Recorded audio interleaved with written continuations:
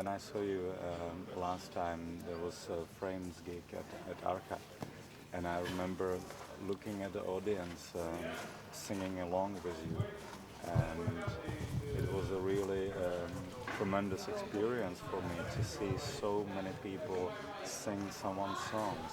How it is for you when you're up there on a stage and crowds are singing some things that you have written? It's very humbling. It's very it doesn't. I never would. I would never dare to say that it's my creation, or that it's my how would you say? Basically, my only job as a performer or as somebody on a stage is really to be present and to be there and to sing my songs. And which often happens, and thank God and touch wood, what often happens is people respond to it by joining in or by singing along. I feel that that's really what live music is about, when everybody comes together, where the stage is destroyed, where the stage isn't so important, and that the audience can, and the art, the song, the singer can come together. So it's amazing. It's amazing when it happens. I don't know why it happens, but when it does, it's very special. And I think those are the times when a concert is good. You know. It seemed to me that you are putting a really lot of, just judging from the Arca gig, that it was like, the sound was crystal clear. I've never heard anything before at Arca at all, and I know it has a good acoustic. Yeah. How do you do it? Well, we have a good. We've been together a long time, the band, so we have a good team, and also our sound man is he's been with us since the start, so he knows us very well. So in a room, like in a theater, it's so much easier to show all of your dynamics. It's so much easier to go very, very quiet and then to go very, very loud. And when the audience are as quiet as they were in Prague, you can really you get to really show how far you can go down and up. So that's the power of playing in a theater. Sometimes you'll play in a field outside and everybody's drunk and people are singing along and they're just, and so then you can't go down so low because the atmosphere will be destroyed if you go down too low, because then you depress people. So it really depends. The Arca was perfect because it really allowed us to show every side of what we do. So I like playing theaters for that reason. How do you cope with it when you play? For instance, if you play here tomorrow, and there'll be some drunk people in the audience, and they'll be shouting their hearts out. How do you cope with it when you're there on a stage with a guitar?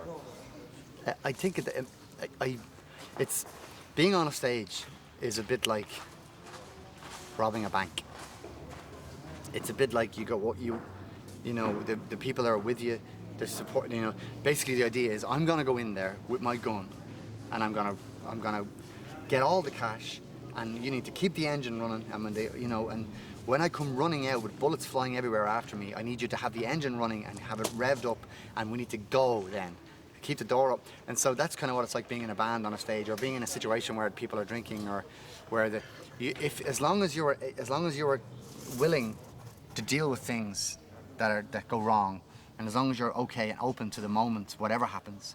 Sometimes on a stage, even if my guitar broke completely, sometimes I could still keep playing, even though I have no instrument. Because somehow the energy is right and everybody is with you, and somehow the gig can just go on if you end up just singing with nothing. And other times, everything sounds perfect, your guitar is right, the audience are perfect, and you have the worst gig ever because everything's just right.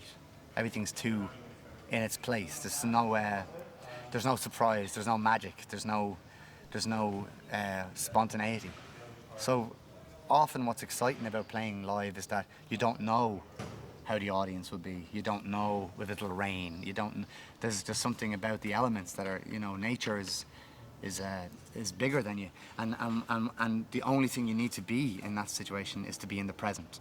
Because if you're in the present, you can deal with anything. But if you're going up there and you're going through the moves or you've rehearsed, then it can go wrong because your rehearsals don't take into account nature. And nature is bigger than all of us. So that's really how I would deal with it. I go on a stage expecting whatever to happen. It doesn't matter what happens. I'm ready for it. Yeah. I've heard that you're really big idol was Bob Dylan, and that you had a quite interesting story of how you got to play with him. But I hadn't heard you speaking it. I've heard Pavel telling me about it. Yeah, well, my band we were rehearsing in a small room in Dublin, and he was rehearsing next door, but it was kept a secret because he was doing his first night of a European tour, and his band were rehearsing, but no one was allowed to know he was there, and so nobody knew. And we were in the next room, and I didn't know. And late in the evening, we were playing some songs, my band, and he appeared in the doorway, having a cigarette. He was just smoking, walking up and down the corridor, and he saw our band, and he stuck his head in and he said, "It sounds good," and I just was shocked. I was absolutely shocked because he's my hero. So imagine meeting your hero in the most unexpected moment, And I went to him and I didn't know what to say to him at all. I had no idea what to say, and I said, Bob, I said, and I was so excited, and so I said, meeting you is a bit what it must have been like when you met Woody Guthrie. And he was like, "Oh, Woody was incredible," and he started talking about Woody Guthrie to me. And so I said something right because he just talked about Woody Guthrie for 10 minutes with me, and it was amazing. And then the next day, his manager called the rehearsal studios, and he said, "Would the Frames like to come tonight and play with Bob in London?" And so, of course, we jumped on a plane and we went over and we met him, and he was like, "I liked your music, but and more than your music, I liked meeting you. You were nice people, so I'd come over and play with me." So it was great. I've heard that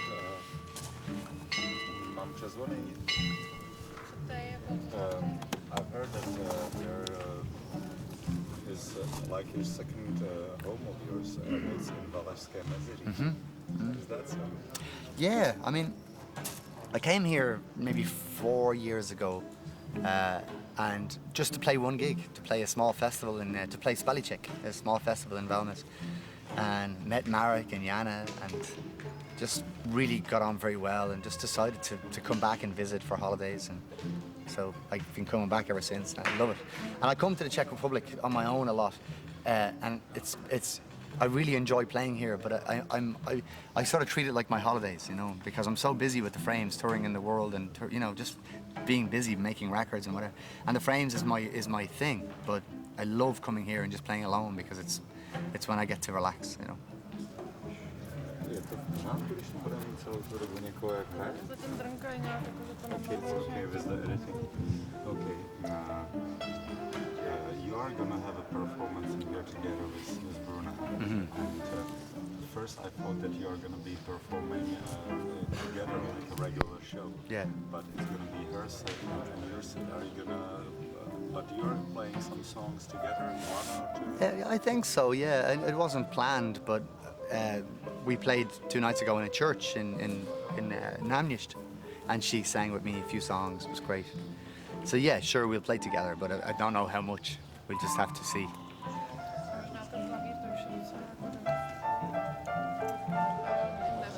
You were on the street, you were not recognized as the one from the Commitments, but as the Glen concert. It's never really happened in Ireland. People still talk to me like I from the film. It's very strange. It's very strange that something that took 3 months out of my life is the thing I talk most about in press. Whereas I've been in my band for 15 years and I still get asked about the thing that took 3 months. Very strange. But it still happens quite often, but not so much anymore. And more in Ireland, I'm recognised for my band. Because I thought that you were really big. Yeah, we are. We're big. I mean, we're like any band who's kind of coming up. We're doing okay, but the Commitments was bigger. And another thing, how is Burn Them Up sounding? How's it sounding, or How it's selling? selling? It's good. It's good. I hope. I don't know. I think it's in Ireland. I think we've sold maybe 80,000, which in Ireland is great. It's fantastic. In America, maybe 60. It's kind of hard to know. I know that there are some figures, but I don't really know what they are. But it's doing really well for a band like us, where we have our expectations are different to normal sort of big selling rock bands. It's doing really well for us. I kind of feel like every time we make a record, we sell more of it. So that's a good sign. It means that every time we make a record, it gets a little bigger. So it's a good direction to be moving in. It's better than every time we make a record, it getting smaller. And you had started on a big label, but then the biggest success you achieved on your small label. You had a lot of success, you get a lot of awards, still you seem to be a really humble, honest guy. How does it go? Do you have to work hard on it? To be humble? Yeah. I don't know. It's kind of a. I suppose I suppose if I'm being honest, I don't see how the musician, the artist is no better than the baker, the artist is no better than the cameraman or than the sound person. We all need each other to survive in the world, and I think that for me to have an ego about my artistic, brain or my life is bullshit. And I think that, I think that's all. That applies to all stars, to anybody who has made art. For sure, you live your life slightly differently to the baker because you sleep longer in the daytime and you work in the nighttime. But really, when you break it down to the basic, the baker feeds my belly, and I feed his ears. And without one, the other dies. So I can't have an ego about. I can't be, What motivates you in your work? To do. That's pigeons doing that. It's amazing. They're making all the. What motivates me? To live a good life. To one day live on a farm with a beautiful wife and a few children, and that my children will love their dad, and my children. I hope that hopefully one day my children will be proud of their father and they'll love him, and to have a simple life, to be loved by my friends, and to inspire some light in the world, not to be a positive force. That's really it. I mean, I don't have a, I can't. There's a mistake that people make where they live their lives according to the history book that will be written about them, and I think this is a very dangerous way of thinking. I would like to be able to always make music. I'd like to always be able to sing my songs, and I hope that people will always come and see me play. The last two questions.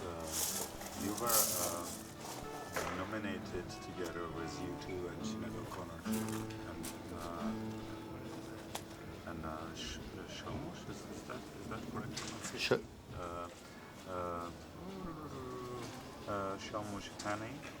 Seamus Heaney? Seamus Heaney. Yeah.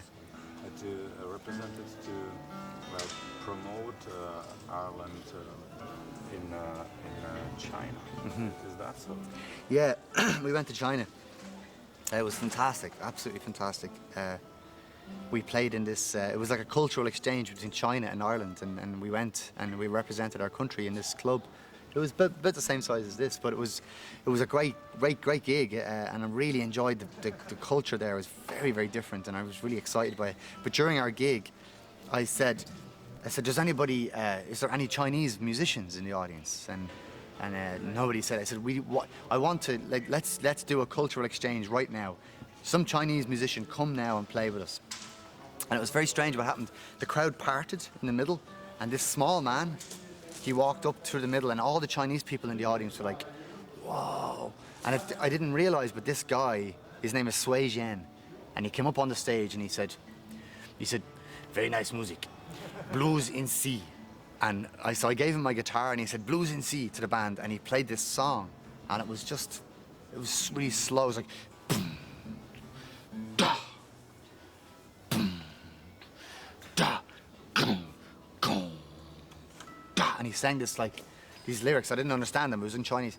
And the audience, the Chinese people, I was watching the Chinese, they were all like, wow. And it turned out that this guy, Sui Zhen, is like huge in China, but he's banned. He's not allowed to play because he's very political. And so he came on stage and broke the law, and all the people in the audience were like, whoa, this guy is like, and he was supposed to play, like a year before, he was supposed to play with the Rolling Stones, and he got banned because of what he said on stage. But the Rolling Stones played, and they got him to play with them, and he sold more tickets than the Rolling Stones did for this concert. So he's huge, but he's totally against, it was totally against the law that he played. So afterwards, we had like the people's newspaper of China. They're like this, you know, they did an interview with me and with him, and he was like, I really enjoyed to play with you, you know, and we talked, and but it turned out that this was a really big, this was like a really big story in the newspaper the next day, that this guy had played with this Irish band, and it was mad. And I said to the woman, I said, great, I'll get the paper tomorrow. How many people, you know, does it have a big, she was like 500 million people read this paper. It was very strange, but it was amazing. That was an amazing experience to just to have this man, this small man with this amazing, huge respect, to come on the stage and to play with us. It was fantastic. When we talked last time, you were talking about your admiration for films, and I actually didn't know that the video that won the prize was... Yeah, we made a video. Basically, a friend of ours, his mother owns a post office, runs a post office, and we asked when she was on lunch break, we asked could we use the security machinery, and so she let us use it, and we made our video in half an hour in the lunch hour. But then, you know, like I would love one day, it would be a dream to, because I for 3 years now I've wanted to meet Jantje van Kamar. I've wanted it so much, and 1 month ago we got a call to say that he would meet me. So I went to Prague, and it was so beautiful. He brought us to his studio, and he was making his latest film, the horror film, and he showed us the animations, and we talked, and it was fantastic. But he had this small dog, his very small dog, and the dog was like really skinny and tiny like this, but he was like on these little legs, and he had these huge eyes. But the dog had this, his penis was like the size of my thumb, and it was just like, I was like, and I met Van Kamar, and I said, the first thing I said to him was, your dog has the biggest cock I've ever seen. I was so nervous of meeting him that I just said the worst thing. You know, have you ever been in a situation where you're nervous with someone and you say the worst thing you could possibly say? But I think it was okay. But it was amazing to meet him, and I'd love one day to make a video like his films, or just to meet him again, and it was just fantastic. A huge fan.